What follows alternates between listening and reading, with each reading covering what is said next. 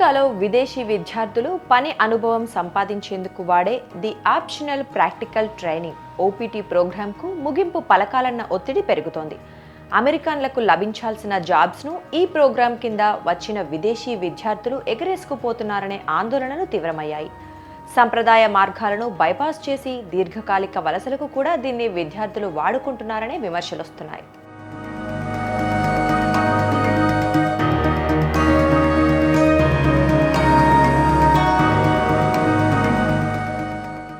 వాస్తవానికి ఓపీటీ కార్యక్రమాన్ని తాత్కాలికంగా స్కిల్ డెవలప్మెంట్ కోసం వినియోగిస్తారు.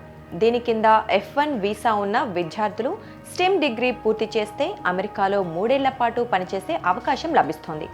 ఈ కార్యక్రమానికి ఆ దేశ కాంగ్రెస్ అనుమతి లేదని విమర్శకులు తరచూ ప్రస్తావిస్తూ ఉంటారు.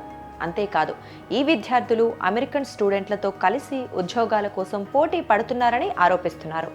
అమెరికా జాబ్ మార్కెట్కు దీన్ని దొడ్డిదారిగా అభివర్ణిస్తూ ఉంటారు.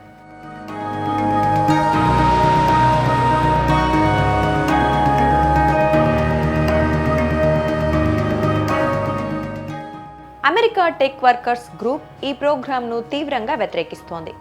ఓపీటీ అనేది గెస్ట్ ఎంప్లాయ్ స్కీమ్ అని, దీనికి విదేశీ విద్యార్థుల ఇంటర్న్షిప్ అనే ముసుగు వేశారని వాదిస్తోంది. యూనివర్సిటీలు చదువుకు బదులు వర్క్ పర్మిట్లను విక్రయిస్తున్నారని ఆరోపించింది. ట్రంప్ అమెరికాను రక్షించేందుకు, ఇక్కడి విద్యార్థులకు ఎదురయ్యే అన్యాయమైన పోటీని తొలగించేందుకు ఈ ఓపీటీ ప్రోగ్రాంను రద్దు చేయాలని డిమాండ్ చేస్తోంది.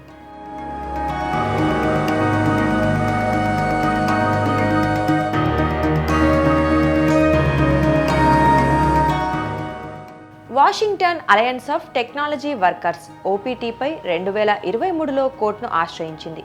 ఇది అమెరికా ఉద్యోగులకు హాని చేస్తోందని ఆరోపించింది. కానీ కింది కోర్టు మాత్రం ఈ ప్రోగ్రాంను సమర్థించింది. మరోవైపు కొందరు చట్టసభ సభ్యులు అసలు ఈ కార్యక్రమాన్ని రద్దు చేయించేందుకు సన్నద్ధమవుతున్నారు. భారత విద్యార్థులు వృత్తిపరమైన అవకాశాలు, H1B వీసాల కోసం ఈ ఓపీటీ ప్రోగ్రాం పైనే ఆధారపడతారు. కాబట్టి ఒకవేళ ఓపీటీ ప్రోగ్రాం రద్దయితే ఆ ప్రభావం ఖచ్చితంగా భారత విద్యార్థులపై పడుతుంది.